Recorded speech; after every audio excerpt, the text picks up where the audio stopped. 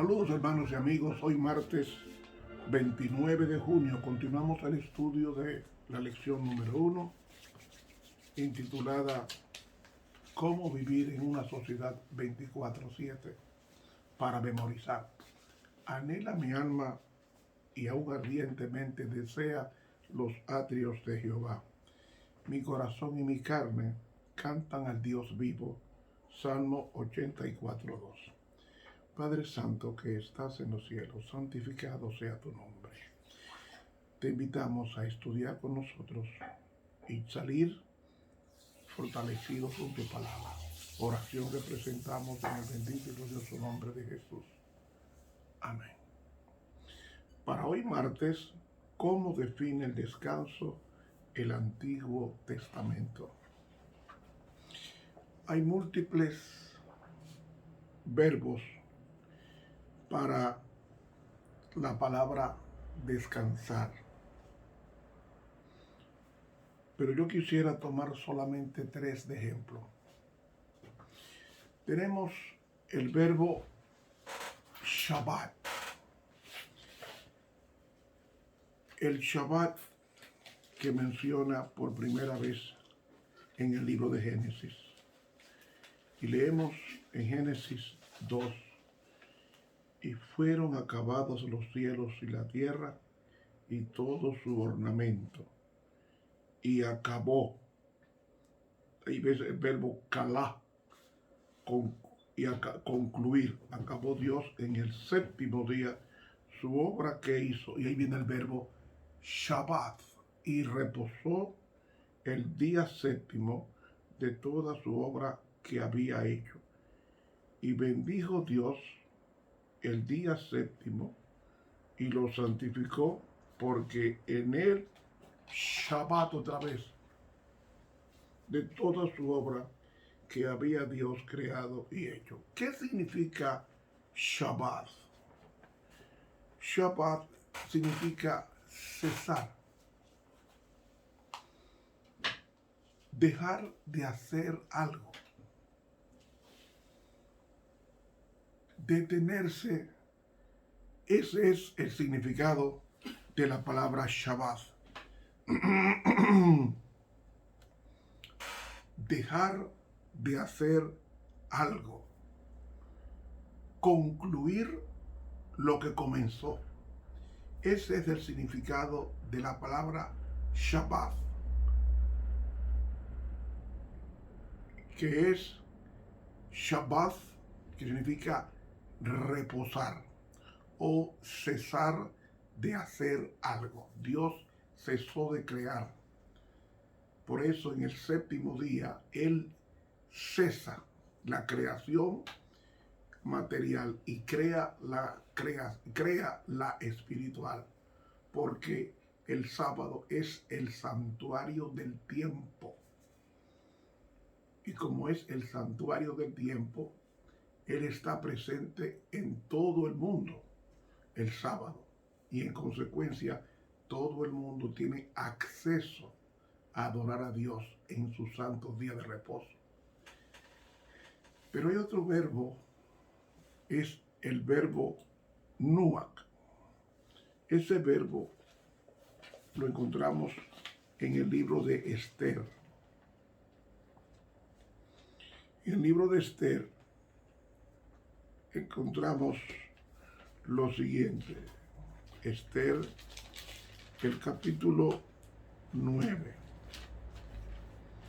Esther, el capítulo 9, nos dice así. Versículos 17 y 18. En el día 13 del mes de Adar fue esto. Y reposaron en el día 14 del mismo e hicieron los días de banquete y de alegría. Mas los judíos que estaban en Susán se juntaron en el 13 y en el 14 del mismo mes, y el 15 del mismo reposaron, y aquel día de banquete fue y de regocijo. Entonces, el segundo reposar es el Nuac. Y Nuac significa reposar de alegría, reposar de gozo, reposar para hacer fiesta. Entonces el sábado es la fiesta de Jehová. Por eso el pueblo reposa y celebra la liberación de la destrucción que tenía Amán en mente, planeada destruir al pueblo de Dios, y es la llamada fiesta de Purim. Por eso Nuac representa reposar en alegría, no en inactividad. Cuando vamos a la iglesia, nosotros vamos y debemos ir con alegría, porque Dios es el Dios del gozo. Recuerden que el gozo es uno de los 9 dones del Espíritu Santo: amor, gozo. Y debemos ir a la iglesia con ese gozo, para celebrar con eso, porque es un banquete que tenemos ese día con Dios. Eso es reposar, estar en plena alegría con Dios. Y encontramos el tercer reposo. Son varios reposos, pero estoy hablando solamente de los 3 básicos del estudio de hoy. Y está en el libro de Éxodo, el capítulo 31.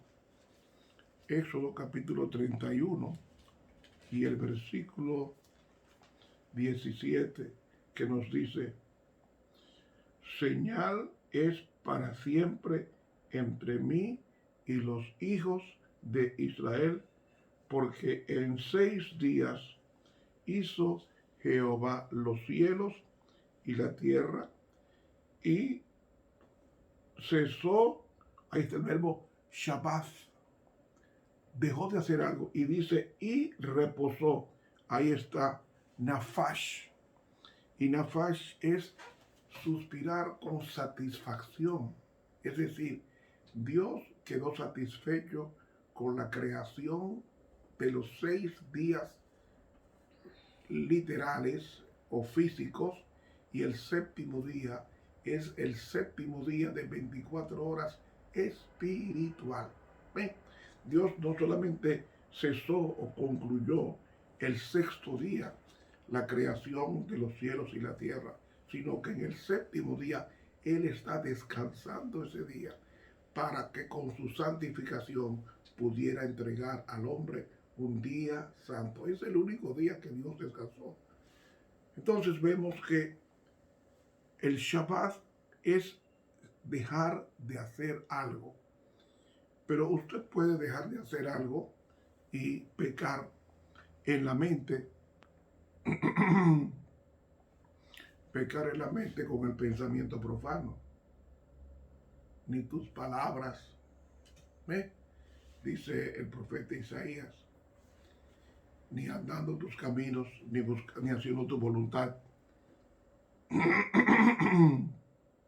Es decir, encontramos en consecuencia que el sábado o el descanso del Antiguo Testamento implica 3 aspectos: dejar de hacer algo, como tú y yo que trabajemos 6 días y dejemos de hacer las actividades seculares, y entonces el séptimo día tener el reposo de alegría, que implica la alabanza y obediencia y estudio de la palabra de Dios en su pueblo. De ahí que tenemos que descansar en Dios. Tenemos que descansar en Dios. Pero ese descanso en Dios debe ser no una inactividad ociosa, sino una inactividad para descansar en la alegría del Señor. Y el otro verbo, Shabbat, Nuac, es el segundo verbo. El tercer verbo, Nafash, es el que Dios, cuando Él contempla la obra creación, siente satisfacción de lo que creó. Por eso nosotros encontramos que estos 3 verbos nos dicen cómo define el descanso el Antiguo Testamento. ¿Cómo? se trabajaba 6 días en las tierras, en las propiedades, y el séptimo día se reunían en la tarde a cantar alabanzas a Dios alrededor del santuario. Y se pasaban 24 horas alabando al Señor. Claro, dormían en la noche, pero alabando al Señor, conversando con sus vecinos sobre las cosas grandes del Señor, rodeando el santuario con su presencia y escuchando la bendición arónica a ese pueblo que temía a Dios y guardaba sus mandamientos. Vemos en consecuencia, hermanos y amigos, que el descanso en el Antiguo Testamento tenía ese valor teológico y ese valor de la sociedad, ese valor comunitario. A la casa de Jehová iremos. Entonces, en el libro de Deuteronomio, el quinto libro del Pentateuco, en el capítulo 31, nos habla de la ventaja del descanso, cuando nos dice en el versículo 16, despentáronle a celos con dioses ajenos, en versículos, bueno, ahora leo capítulo 31 y el versículo 16, y Jehová dijo a Moisés, he aquí tú vas a dormir con tus padres. ¿Qué está diciendo con eso? Que dormir, el descanso, implicaba reposo en la muerte. El judío pensaba del Antiguo Testamento, como dice el proverbista Salomón, los muertos nada saben porque su memoria entra en el olvido. Por eso el judío dice, y Jehová dijo a Moisés, he aquí tú vas a dormir con tus padres, y este pueblo se levantará y fornicará tras los dioses ajenos de la tierra a donde va, en estando en medio de ella, y me dejará y violará mi pacto que he convenido con él. Y eso se cumplió años después. Entonces, dormir con tus padres implica descansar en la tumba. ¿Hasta cuándo? Hasta la mañana gloriosa, cuando Cristo venga a buscar a sus muertos. El mismo patriarca Job dijo, yo sé que mi Redentor vivo, y aunque este cuerpo esté deshecho, mis ojos han de ver al Señor. Es decir, el judío pensaba en el futuro con Dios, no en el futuro inmediato, sino en el futuro cuando viniera el Mesías y levantara a sus muertos, como lo dicen varios profetas del Antiguo Testamento. Ese verbo, shaka, es un cuarto verbo y significa dormir o descansarse a dormir. ¿Recuerdan ustedes aquel famoso texto que nos dice, en paz me acostaré? ¿Recuerdan? En paz me acostaré y asimismo dormiré, porque solamente tú, o solamente Dios, o solamente Jesús nos hará estar confiados. Si estar confiados es descansar en Dios, no temeré mal nocturno, como dice el Salmo 91. Esa era la filosofía que tenía el judío con relación al descanso. Dice, no tendrás temor de espanto nocturno. Había leones en la tierra palestina en el Antiguo Testamento, pero Dios cuidaba a su pueblo de los leones. Había chacales, había diferentes tipos de animales carnívoros, pero el pueblo de Dios descansaba en la paz de Dios. Por eso dice, en paz me acostaré. Que nada te perturbe, nada te preocupe, porque no estamos solos. Tenemos un vigilante, que es Dios. Dice la sierva del Señor en el libro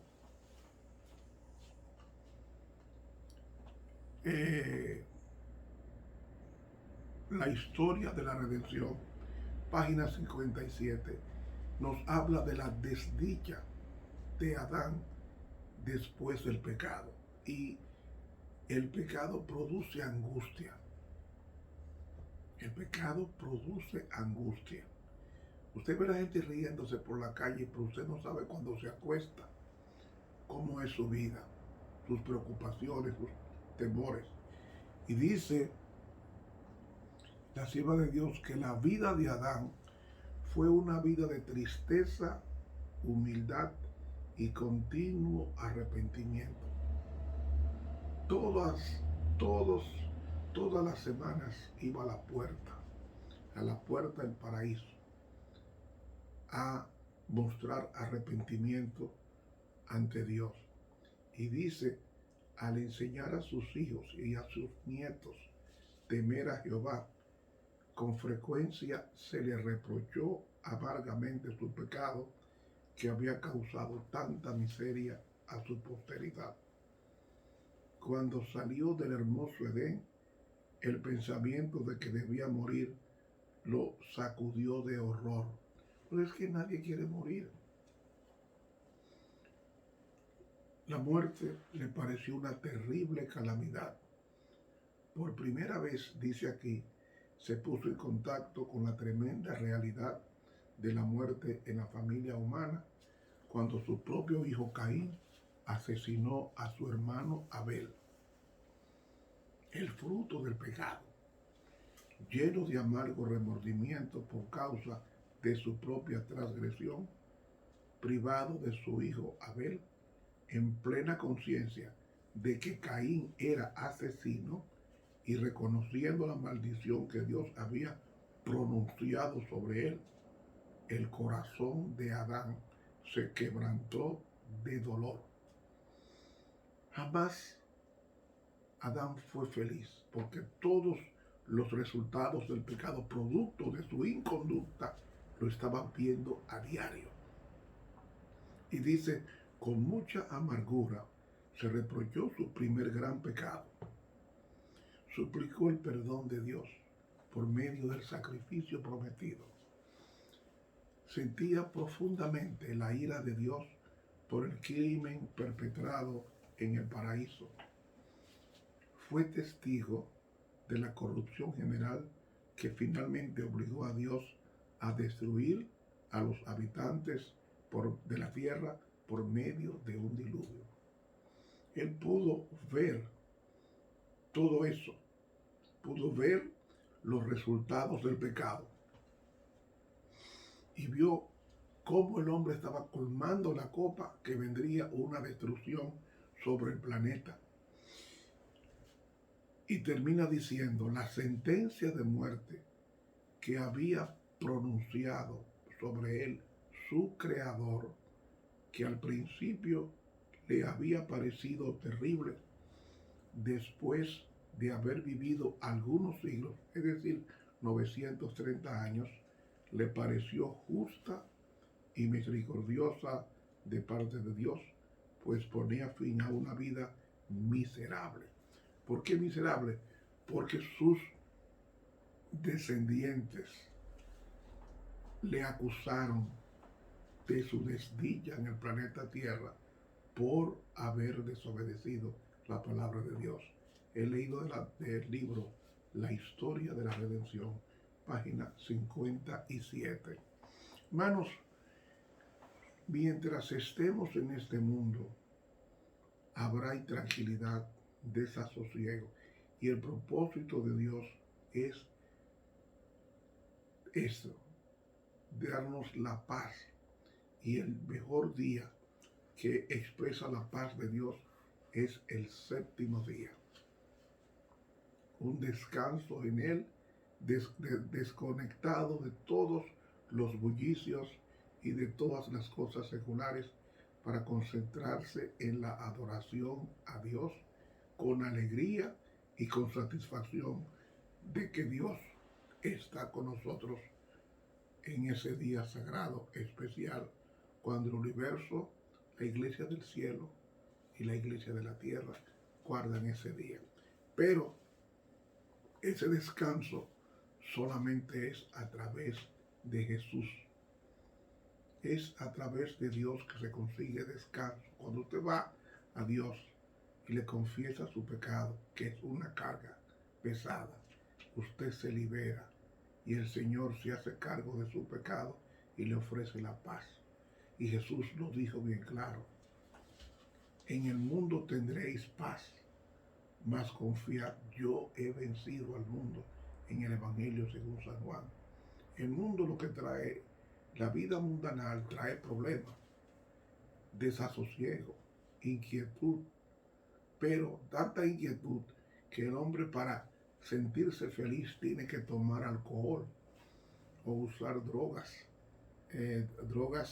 anfetamínicas o alucinógenas para caer en ese sopor o caer en esa alegría producida por los frutos de la carne, pero es una alegría artificial producida por estorbar la paz de las neuronas, excitándolas.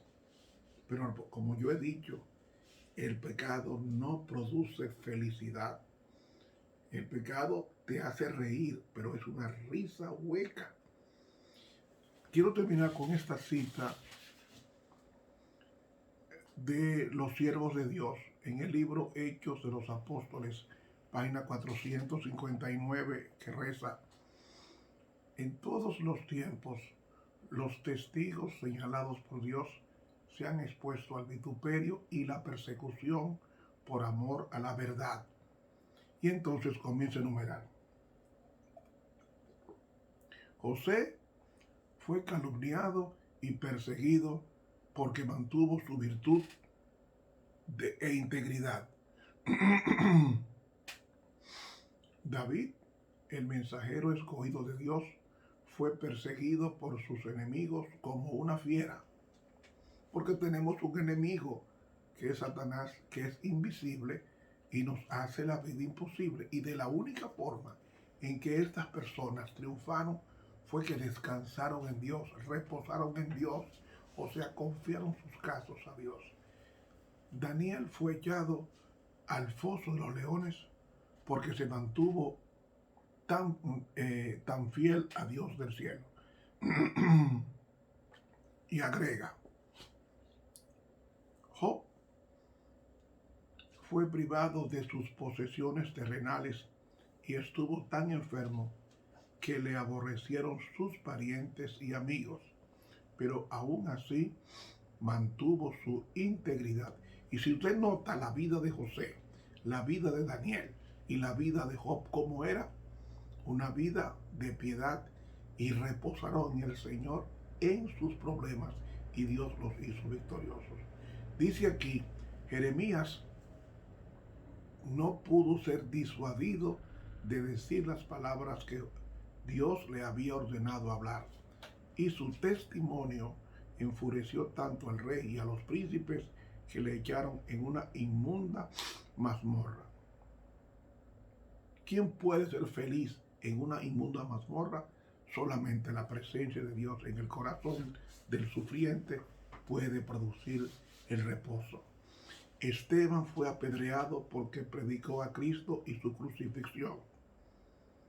Pablo fue encarcelado, azotado con varas, apedreado y finalmente muerto porque fue un fiel mensajero de Dios a los gentiles. Y Juan fue desterrado a la isla de Patmos porque la palabra de Dios y por el testimonio de Jesucristo. ¿Ve?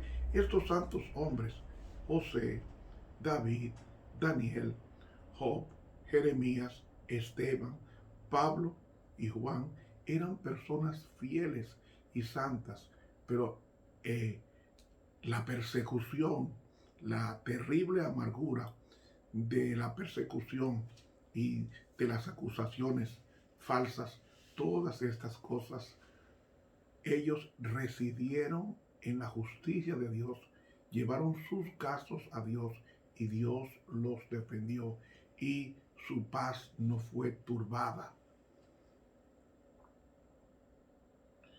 Entonces dice ella, estos ejemplos de constancia humana atestiguan la fidelidad de las promesas de Dios. ¿Y cuál es esa?